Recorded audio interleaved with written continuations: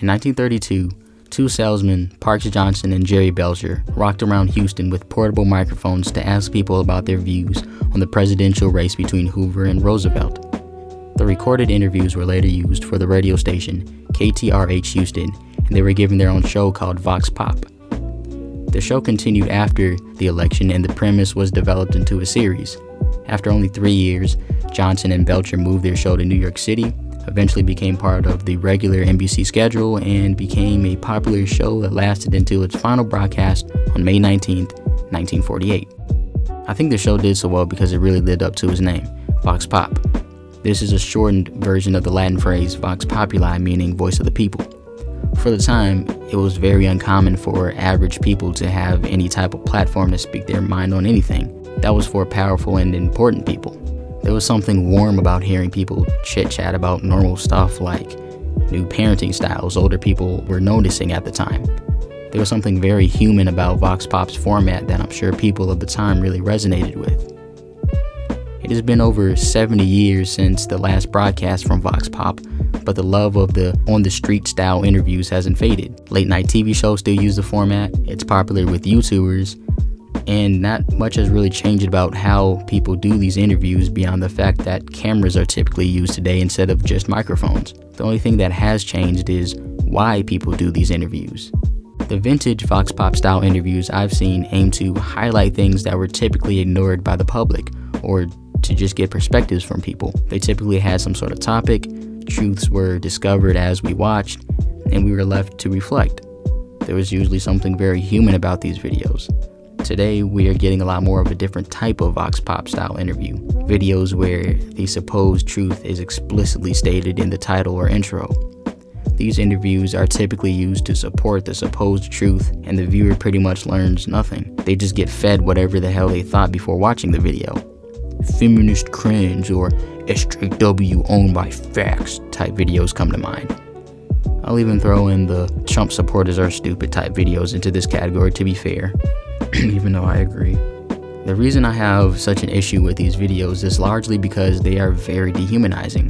The very format of the style of video can be dangerous because there is an element of supposed realism and accuracy. They are relatively low budget productions with average people being interviewed. This feels more real than having a famous person being interviewed in a professionally lit studio. It creates a dynamic where the average people being interviewed becomes representations for who their demographic is. If the person conducting the interviews is not thorough or has some sort of agenda, people can come to have very warped perceptions of groups of people they have no real connection to. This trend of thoughtless, clickbaity shit being passed off as interviews has been going on for quite some time now, and the grossest example would be Kaitlin Bennett. Now, for those of you who have the privilege of not knowing about her, Miss Bennett is an American gun rights advocate most known for slinging an AR-10 across her back and going to her college graduation at Kent State. Her rationale was that all students should be able to open carry to defend themselves on campus. She cites the 1970 Kent State shootings, where Ohio National Guardsmen fired on unarmed students protesting the U.S. bombing of Cambodia. So in other words, she thinks college kids should walk around with rifles and shit, just in case the National Guard wants free smoke from a bunch of 19-year-olds. Okay. I'm not going to say anything about this hot take here, so we're just going to move on. Bennett later becomes a correspondent for InfoWars and now does Vox Pop style interviews that are published on Liberty Hangout's YouTube channel. Her videos are particularly bad because it isn't just the typical gotcha type questions that other interviewers do. She goes places, draws a lot of attention to herself, this whole parade is now about me, and tries to get a volatile reaction from people to push the right-wing narrative that the left is characteristically intolerant and hostile. She makes no real attempt to understand the perspective she engages with. Essentially, nothing can be learned from her videos. Whatever you felt before watching will be reflected right back at you. If you think conservatives are idiots, you will cringe at Bennett's boneheaded questions. If you think liberals are unhinged maniacs, you will feel validated by this guy who tries to take her mic. Kaitlin Bennett's work completely disregards what I'd call legitimacy theater. Even the most biased Vox Pop style interviews I've seen all have this pretense that they are simply asking questions in order to uncover some sort of truth. Steven Crowder's Change My Mind segments all have the superficial appearance of legitimacy because they are long and largely unedited videos where Crowder sits down with people and just allows them to speak for a while. It gives the appearance of two people having an honest dialogue to see if some sort of common ground can be found. But after watching his videos, you may come to realize that he makes a lot of bad faith arguments. He also tries to discredit entire movements and concepts just because the 19-year-old college student he interviewed wasn't prepared. Even Lauren Southern's Vox Pop style interviews were framed as if she was just trying to uncover the truth. Anything an interviewee says that could be seen as stupid is framed as just a result of stumbling on a person who can't answer straightforward questions. They can't answer these questions because their ideology must be flawed. Again, her framing and gotcha questions are very dishonest, but at least there is this pretense of objectivity and truth searching. Kaitlin Bennett, on the other hand, doesn't seem to care about any of that shit. She doesn't even pretend that she's searching for the truth. Her format is that she already has the truth and is just showing you examples. Can I ask why you are here, though? To expose you guys, to expose how ridiculous and intolerant you are. And it's great. I'm getting great footage, so keep giving it to me. You got a career to build or something? It can be very difficult to meet people outside of our social circles.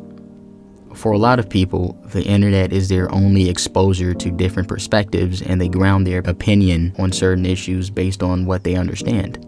This reality really hit me in the face when I moved away from my hometown Chicago to go to college. Now, Chicago is not at all a perfect place where everyone is super socially enlightened, but big cities do offer people an opportunity to interact with people of different walks of life that isn't usually present in small towns or suburbs, and they can do this interaction outside of white-dominated contexts if they choose to. So there are things that I naively assumed everyone just understood because most white people I grew up around seem to have at least a basic grasp of social issues. A particular interaction that comes to mind would probably be when my roommate said, "Well, Mike Brown was shot like 5 years ago.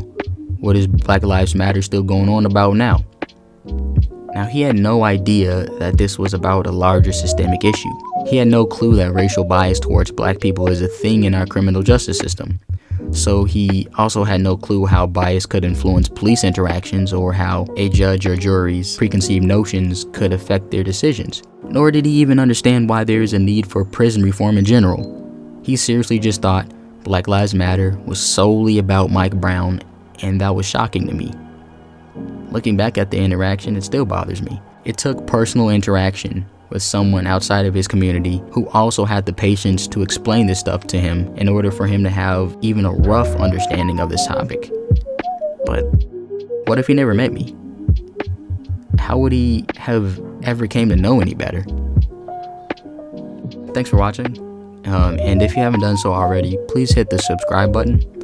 YouTube is pretty bad at letting us know when our favorite content creators release new stuff, but it helps a lot if you hit the little bell icon and turn on all notifications so you'll actually be notified when I do put anything out. Thanks.